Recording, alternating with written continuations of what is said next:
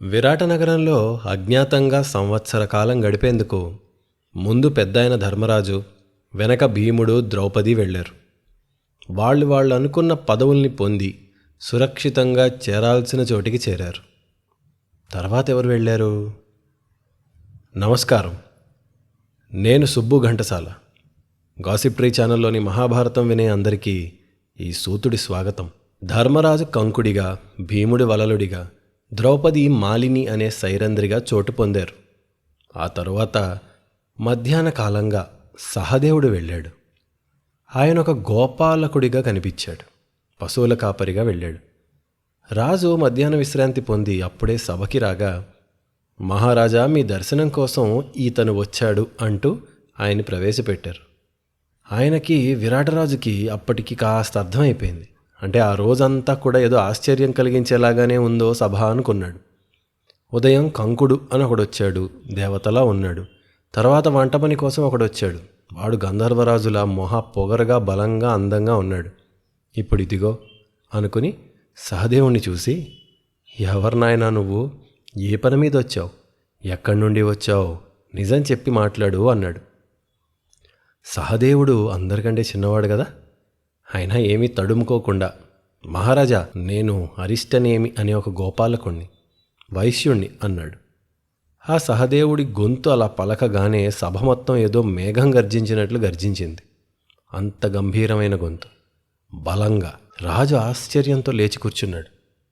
ఏదో వేదనాదం పలికినట్లుంది నీ గొంతు అనుకుని, గోపాలకుడివా నీవు? వైశ్యుడి లక్షణాలేమీ కనిపించట్లేదే అని కంకుడి వైపుకేసి చూశాడు. ఏం యతీంద్ర, మీకెక్కడన్నా ఇతను అలా కనిపిస్తున్నాడా? ఏ క్షత్రియ వీరుడో రాకుమారుడో అయి ఉంటాడనిపించట్లేదా అని అడిగాడు. కంకుడు చిన్నగా నవ్వి, మహారాజా, ఉదయమేమో నన్ను మీరు అలాగే అన్నారు. ఆకారం పట్టి అంతా తెలిసిపోతే ఇక గుణానికి విలువేముంది? అతని వివరం పూర్తిగా అతన్నే చెప్పనివ్వండి, వింటే మీకు అర్థమవుతుంది కదా అన్నాడు. సరేనయ్యా, ఏం పని మీద వచ్చావు అని అడిగాడు. అయ్యా, నేను కురుశ్రేష్ఠుల వద్ద గోపాలకుడిలా పనిచేసిన వాణ్ణి. కొద్ది కాలం క్రితం పని మానేశాను. ఎందుకంటారేమో, పాండవులకి జరిగిన అవమానం, అన్యాయం నేను చూసంత అధర్మం ఉన్న చోట ఉండలేకపోయాను. అక్కడ మెలగలేక మూలుగుతూ బయలుదేరి వచ్చేశాను. పైగా నేను ధర్మరాజు గారికి బాగా తెలిసిన వాణ్ణి.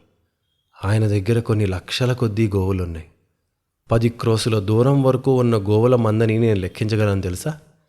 వాటి ఆలన, పాలన, ఆరోగ్యం అన్నీ కూడా నేనే చూసుకుంటాను. ఒక్కడే ప్రతి గోవు యొక్క భూత, భవిష్యత్, వర్తమాన ఆరోగ్య పరిస్థితుల్ని, స్థితిగతుల్ని పసిగట్టగలను. ఇది విని ఎవరో అన్నారు, గోవులకి జాతకాలు చెప్పడం ఏంటండి, మూఢనమ్మకాలని. అది జాతకం కాదు, భూత, భవిష్యత్, వర్తమానాలంటే దాని హెల్త్ రికార్డ్. ఒక గోవుని చూసి దాని ఆరోగ్యం పాస్ట్లో ఎలా ఉంది, గతంలో, ఇప్పుడు ఎలా ఉంది, భవిష్యత్తులో ఎలాంటి ఆరోగ్య సమస్యలు, ఇబ్బందులు వస్తాయో ముందే చెప్పగలిగడం. అంత స్కిల్ఫుల్ వెటర్నరీ డాక్టర్ అనుకోండి. అలాగే ఎద్దులు వెళ్ళి ఆవుతో సంగమించి కదా ఆ సంపద పెరిగేది, గోసంపద. మరి ఎలాంటి ఎద్దు కావాలి? అవి ఆవుల్లాగా పాకల్లో ఉండవుగా, అడవుల్లో, పొలాల్లో వైల్డ్గా ఉంటాయి. ఎంత వైల్డ్గా ఉంటే అంత మంచి సంతానం. కనుక ఎలాంటి ఎద్దు మూత్రం, చెమట వాసన చూసినంత మాత్రాన ఆవు గర్భం ధరిస్తుందో అలాంటి ఆల్ఫా మేల్స్ అన్నమాట. అలాంటి ఎద్దుల్ని ఏరికోరి నేను తేగలను, చూసి పసిగట్టగలను. అలాంటి సామర్థ్యం నాకుంది. ఎందుకంటే గోసంపద అన్నది ఎకనామిక్స్ ఏ రాజ్యానికన్నా. పాలు, పెరుగు, పిడకలు, వాటి మూత్రము, నెయ్యి, వెన్న, ఎద్దులు, ఇంకా వ్యవసాయం, లైక్ ఎకనామిక్ ఇంజన్ మొత్తం వాటి వల్లే నడుస్తుంది. అంతేకాదు, చాలా బాధాకరమైన విషయం ఏంటంటే, ఆవుని బ్రాహ్మణులకి చెందిన వాటిలాగా పోల్చారు. అలా వర్గీకరించారు. ఉన్నత వర్గాల జంతువుగా ఆవుని చెప్పారు. దాంతో బీఫ్ని తినటం వెనుకబడిన వర్గాల హక్కు అని వారిని ప్రోత్సహిస్తూ ఆవుని, అంటే చివరికి ఒక జంతువుని కూడా కులానికి అంటగట్టి వాళ్ళ శత్రువుని చేసేశారు. నిజానికి అది ఎంత మూర్ఖమైన పనో ఆలోచించండి. ఇవాల్టి పరిస్థితుల్లో చూస్తే ఫర్టిలైజర్లు, ట్రాక్టర్లు ఈ సంపన్న రైతులు కొనగలరు, వాళ్ళు పెట్టుకోగలరు అవన్నీ. నిజంగా బలహీన వర్గాలు ఆవు, ఎద్దు వీటి మీద కదా ఆధారపడేది. అంటే బలహీన వర్గాలకి వాటిని దూరం చేయటం వల్ల వాళ్ళకే నష్టం. వాళ్ళని మోసం చేసిన వాళ్ళు బాగానే ఉంటారు, కానీ వాళ్ళ మాటలు నమ్మి అవునవుని ఈ ఆవు మన శత్రువు అని అనుకుంటూ ఉండే వాళ్ళకి వాళ్ళే నష్టపోతారు.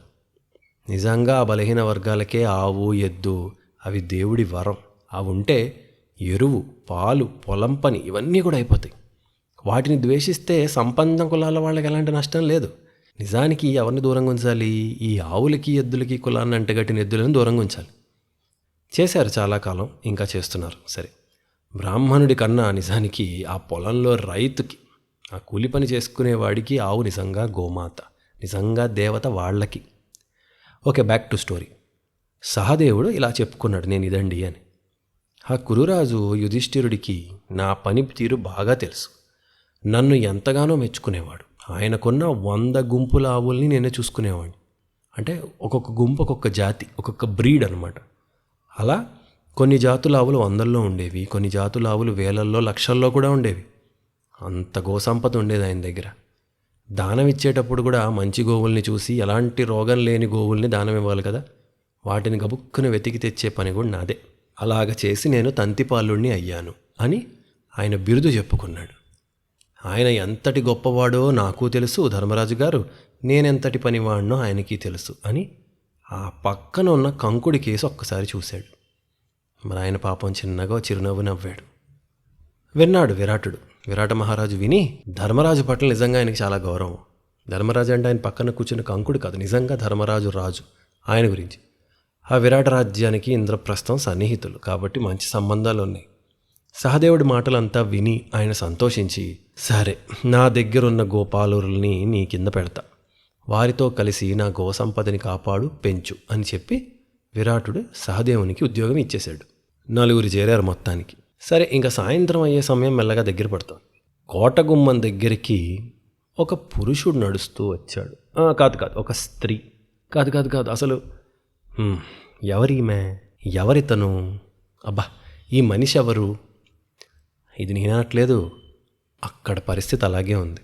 పొడుగ్గా ఉన్న రూపం, విశాలమైన భుజాలు, ఏనుగు తొండం ఉన్నంతున్నాయి ఆ భుజాలు, ఆజానుబాహువు, అరవిందాక్షుడు, ఆ కళ్ళలా ఉన్నాయి, కళ్ళేమో పద్మంలాగున్నాయి, సింహానికి ఉన్నట్లు సన్నటి నడుము, అదేదో బిగించి బిగబట్టింది కాదు, ఆ భుజాల నుండి నడుముకి టేపర్ అంటారు కదా, వి షేప్ అంటారు, అలా ఉంది శరీరం.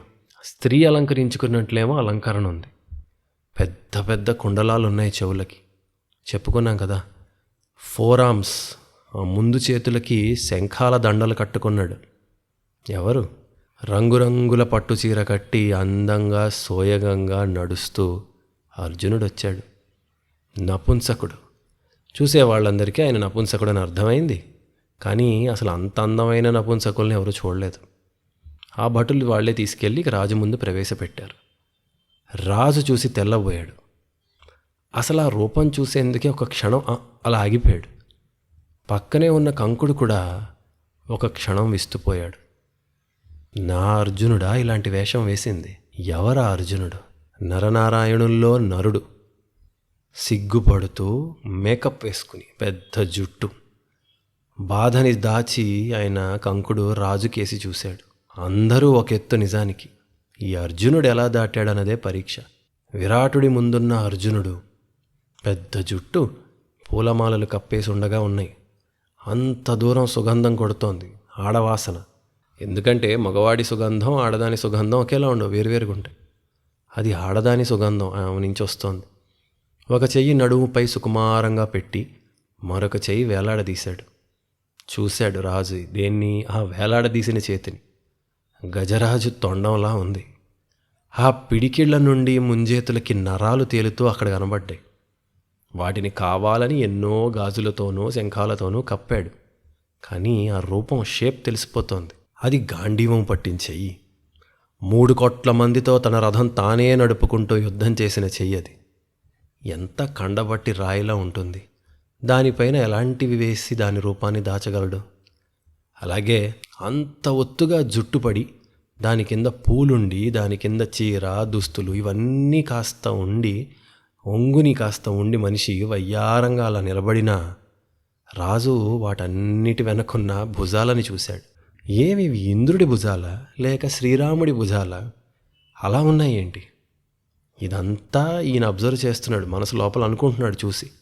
సభలో ఉన్నవారికి ఏమీ అంత కనిపించట్లా, అందరూ ఒకలా గుర్తుపట్టలేరు కదా. రాజుకి కనిపిస్తున్నాయి. మొహం ఏమో చూశాడు, పెద్ద బొట్టు, గంధం ఏమో కంఠానికంతా పూసేసుంది, చెవులకి పెద్ద పెద్ద కుండలాలు, కళ్ళకి కాటుగా, ముక్కు పుడక పెద్దదుంది, పెదములేమో ఎర్రపడినట్లున్నాయి. ఒక పక్కన కాస్త చిలిపి నవ్వును కూడా పెట్టుకున్నాడు పాపం. యాక్టింగ్ కదా, మ్యాక్సిమం ట్రై చేశాడు. సభలో సదులందరూ ఎవరింత అందంగా ఉన్న పేడివాడా అనుకున్నారు. రాజు చాలాసేపు చూశాడు. ఈ పక్కన కంకుడికేమో టెన్షను, ఎదురు అర్జునుడికి టెన్షన్. ఇంతసేపు ఏంటి చూస్తున్నాడు, ఏం మాట్లాడకుండా, ఏమంటాడో, ఇంత గ్యాప్ ఇచ్చాడేంటి, మిగతా వాళ్ళకి ఇంత ఇవ్వలేదే అని. చివరికి ఆ రాజు అన్నాడు, సరే బాగుంది, నల్లని ఛాయతో ఉన్నావు, నా సైన్యాధికారుల్ని పిలుస్తాను, వారిని ఆజ్ఞాపించు, ఏం చేయాలో చెప్పు. సభాసదులందరూ విస్తుపోయారు. ఏంటి రాజు ఏం మాట్లాడుతున్నాడు, పేడివాడికి సైన్యం అంటాడేంటి. కంకుడికి కూడా అర్థం కాలేదు, అర్జునుడికి అర్థం కాలేదు. రాజుకి ఆ మాట ఆయన అన్నాక ఆయనే ఒక్క క్షణం ఏదో నిద్ర నుంచి మెలకు వచ్చినట్లు వచ్చింది. నేనేమన్నాను అనుకుని, ఓ నువ్వు పేడివాడివి కదా, అసలు చూస్తున్నా నీ రూపం, నీ వేషం పేడివాడిదే, కానీ మరోలా అనుకోకు, ఇంద్రుడికి కొడుకుంటే నీలాగే ఉంటాడేమో అనుంది. ఒక్క యోధుడు ధనస్సు పట్టి లక్షల సైన్యాన్ని ఆదేశిస్తూ యుద్ధాలన్నీ గెలిచి రాజుకి రాసులుగా రత్నాలు పోసే వీరుల కథలు విన్నాం కదా, ఆ కథల్లో రూపం నీలాగే ఉంటుందేమో. నీవెవరసలు? ఏదో వేషం కట్టిన వాళ్ళ ఉన్నావు తప్ప విష్ణువేమన్నా నీకు బంధువా? రోషాన్ని దాచిపెట్టావు కానీ రుద్రుడు నీకు మరో రూపమా? నీ తేజస్సుని నీ వేషం దాచలేకపోతోంది, అలా అనిపిస్తోంది. అసలు నీవు నన్నే చూస్తున్నావా లేక వేరెవరినన్నా చూసి మాట్లాడుతున్నావా?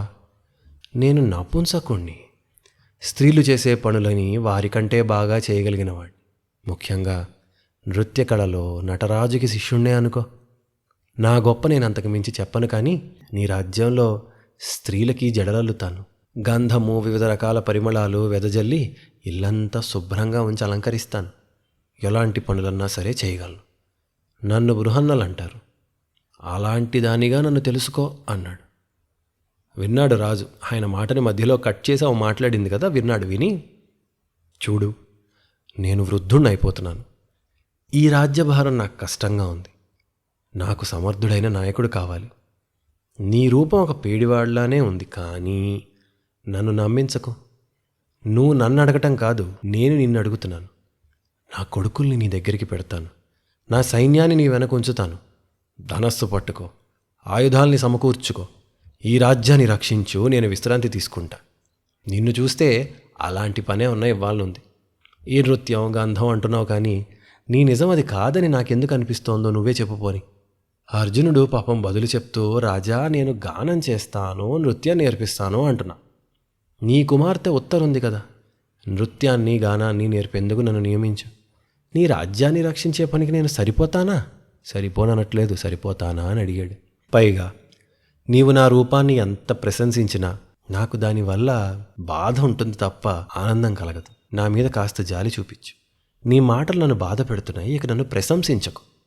తల్లిదండ్రులు నా రూపాన్ని చూసి వదిలేశారు. ఈ రూపం నాకు శాపమే తప్ప వరం కాదు. దయచేసి నాకు నీ కొలువులో పనిప్పిచ్చు అన్నాడు. విరాటుడు పాపం ఇంకా మాటతో ఆగిపోయాడు. సరే సరే బృహన్నలా, నేను ఇబ్బంది పెట్టను. సరే, నీవు నిజంగా అలాంటి రూపాన్ని తేజస్సుని దాచావనిపించి చెప్పాను. నీవు అడిగిన పనికే నేను నియమిస్తా. కాకపోతే ఆఖరిసారి చెప్తాను, సముద్రాలన్నీ చుట్టి నీ భూమినంతా గెలిచి శాసించగల శౌర్యం నీలో నాకు కనిపిస్తుంది. ఈ నా రాజ్యంలో ఆడవారి చుట్టూ ఉంచుకుని నృత్యాన్ని నేర్పుతాను అంటున్నావు. సరే అలాగే కాని అని మంత్రుల్ని పిలిచి వారి రాజ్యంలో అప్పటికే నృత్యం నేర్పుతూ ఉన్న వాళ్ళు ఉంటారు కదా, మహిళలు, పండిత్స్, వాళ్లతో పరీక్ష చేయించాడు. వారు అతని కళని చూసి ఆశ్చర్యపోయి చాలా బాగుంది, ఎంతో మెచ్చుకున్నారు. అప్పుడు తన కూతురు ఉత్తరని పిలిచి పరిచయం చేశాడు. చేసి కన్యాకాంతపురానికి పంపాడు. ఉత్తరకి, ఆమె చెలులకి, సఖులకి అందరికీ నృత్యం నేర్పే ఏర్పాట్లు చేశాడు. అలా అర్జునుడు తన పేడి రూపాన్ని మరెవ్వరికీ కనబడకుండా అంతఃపురం లోపల ఉండి చేసే పనిని వెతుక్కున్నాడు. సాయంత్రం కావస్తోంది. సరే, రాజిక లేచి సభను వదిలి అలా అశ్వశాల వైపు నడుస్తూ వెళ్ళాడు. మంత్రులు, అశ్వశిక్షకులు వీళ్ళందరూ ఉంటారు కదా, స్టేటస్ తెలుసుకుంటూ ఏవేవో మాట్లాడుతున్నాడు. ఇక్కడ ఆఖరుగా పాండవుల్లో మహాశక్తిశాలి, అందగాడు, వీరుడు నకులుడు వచ్చాడు. ఆయన చాలా చిత్రంగా సభలోకి వెళ్ళాల, మరి రాజు లేడు కదా, అశ్వాల వైపు వెళ్ళి అక్కడ గుర్రాలను చూస్తూ నిలబడ్డాడు. అక్కడ పనిచేసేవారిని పిలిచి ఏవేవో ప్రశ్నలు వేస్తూ అడుగుతూ విషయాలు చెప్తూ ఉన్నాడు. రాజు చూశాడు. అతని రూపము, రాజసము, తేజస్సు అన్నీ రాజు దూరం నుంచి గమనించాడు ఆశ్చర్యపోయి. అతని మాట, అశ్వాల మీద పట్టు ఇవన్నీ కూడా విన్నాడు రాజు. పిలిచి తన లోపలికి పంపండి అని చెప్పి ఆయన సభకి తీసుకెళ్ళాడు. ఈ నకులుడు ఒక్కడు ఉద్యోగం పొందలేకపోతే, మిగతా వాళ్ళందరూ అయిపోయారు కదా, ఈ నకులుడు ఒక్కడు పొందలేకపోతే వాళ్ళందరూ జాగ్రత్త పడాలి. నిజానికి మనం అనుకుంటాం ఏమని, అరే ఒక్కొక్కళ్ళు ఒక్కొక్క చోటు ఉద్యోగం వెతుక్కుంటే దొరికే ఛాన్సెస్ తక్కువ కదా, అందరూ ఒకే టైంలో ఒకే చోటు ఉద్యోగం వెతుక్కుంటే ఎలా, దొరికిపోయే అవకాశం ఎక్కువ కదా. మరి పాండవులు ఎందుకు ఇలా చేశారు? మీ అభిప్రాయం కుదిరితే కామెంట్లో చెప్పండి. మీరేమనుకుంటున్నారు, ఎందుకు అలా చేశారు? సరే, ఆ నకులుడు వచ్చే సమయం దాదాపు సాయంత్రం అయిపోయింది కదా, ఆయన్ని జనాలు చూస్తున్నారు. రాజు పిలిచాడు, వెళ్తున్నాడు, జనాలు చూస్తున్నారు. మేఘాల్లో నుండి ఊడిపడిన మరో సూర్యుడా అనుకున్నారు. వాళ్ళని దాటి రాజమందిరం వైపుకు వెళ్ళి ఆయనకి నమస్కరించాడు నకులుడు. అయ్యా, నీవెవరు? నా అశ్వశాలలో మహాపండితుల్లాగా గుణదోష విచారణ చేస్తున్నావు, మహావీరుల్లా మెరిసిపోతున్నావు. ఎవరు నువ్వు అన్నాడు. ఆ నకులుడు చాలా వినయంగా చేతులు కట్టుకుని, అయ్యా, నేను అశ్వశిక్షకుణ్ణి, రక్షకుణ్ణి. మీ వద్దకి వచ్చే ఉద్దేశంతో ఉదయం నుండి ఎదురు చూస్తున్నాను. నేను గుర్రాలకి శిక్షణ ఇవ్వటంలో నేర్పరిని, మీ గుర్రాలకి సారథ్యం కూడా చేయగలను అన్నాడు. రాజు ఆశ్చర్యపోయి, అవునా, సరే, మరి నీవు మరి ఇంతకీ ఎక్కడ వాడివి, నీ వివరాలేంటి, నీకు ఈ పని, ఇందులో ఉన్న అనుభవం ఏంటి? ఏముంది, అందరిలాగానే ఆ నకులుడు కూడా అదే పాట. పాండుకుమారుల్లో పెద్దవాడు ధర్మరాజు గారు నన్ను ఆయన అశ్వాలన్నిటికీ రక్షకుడిగా ఉంచారు. ఆ అశ్వాలు లేవు, వాళ్ళు లేరు, అందుకే ఇలా దేశాలు మారుతూ తిరుగుతున్నాను. నాకు గుర్రాల రోగ నివారణ, సమస్యల సవరణ, ఆరోగ్య వివరాలు, ఆలనా పాలన అన్నీ తెలుసు. యుద్ధం మధ్యలో ఉన్నా కూడా నేను ఒక గుర్రానికి ఇబ్బంది కలిగితే చికిత్స చేయగలను. యుధిష్ఠిరుడు నన్ను గ్రంథికుడు అనేవాడు. ఆయన గుర్రాల ఆలనా పాలన అంతా నేనే చూసా. వివిధ దేశాల గుర్రాలు ఉండేవి ఆయన దగ్గర, అవన్నీ నేనే చూసుకున్నా. నీ గుర్రాలకు కూడా నేను శిక్షణనిస్తా. దేవేంద్రుని సారథైన మాతలిలాగా, దశరథుని సారథైన సుమంత్రునిలాగా, పరశురాముని సారథైన సుమహునిలాగా, వీళ్ళలాగా నీ గుర్రాలకి నేను అన్నాడు. ఆయన మాట, కాన్ఫిడెన్స్, అందం అన్నీ నచ్చే, వెరీ ప్లీజింగ్. వెంటనే విరాటుడు పంపించాడు. ఓకే, మంచిది, నీవు కోరినట్లే చెయ్యి. నీలాంటి వాడు లేకుండా నిజానికి ఆ ధర్మరాజు పాపం అడవుల్లో ఎన్ని కష్టాలు పడుతున్నాడు. నువ్వు నా దగ్గరే ఉండు, నా అశ్వశాలకి రక్షకుడిగా ఉండు అన్నాడు. ఆ అందమైన ప్రియమైన నకులుడు కూడా విరాటుడి దగ్గరికి సెలవు తీసుకుని కొలువు చేసేందుకు నియమింపబడి సుఖంగా తనకిచ్చిన గృహానికి చేరాడు. ఇలా మొత్తానికి పాండవులు, ద్రౌపది వీళ్ళందరూ కూడా విరాట నగరంలో చేరారు. ఒక్కొక్కరు ఒక్కో పనినెత్తుకుని వారి వారి సామర్థ్యాల బట్టి ఉద్యోగాల్ని తెచ్చుకున్నారు. ఇక అజ్ఞాతం మొదలు కాబోతోంది. మరి మరునాడు ఉదయం ఏమైంది, కథ ఎలా నడిచింది, తర్వాత ఎపిసోడ్లో విందురు కానీ. సెలవు.